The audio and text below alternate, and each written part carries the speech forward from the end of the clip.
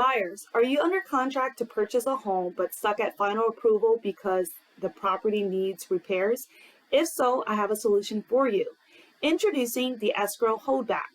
With this option, it allows for any repairs to take place outside of your closing. For example, you need a new roof, your water line is leaking, foundation needs repairing, the broken windows needs restoring. All of these items will be flagged by the appraiser, where your lender will require for them to be addressed prior to issuing you a clear to close. If you're taking on a government-backed loan such as a FHA, VA, or USDA, these will be required to be repaired before you can get that final approval.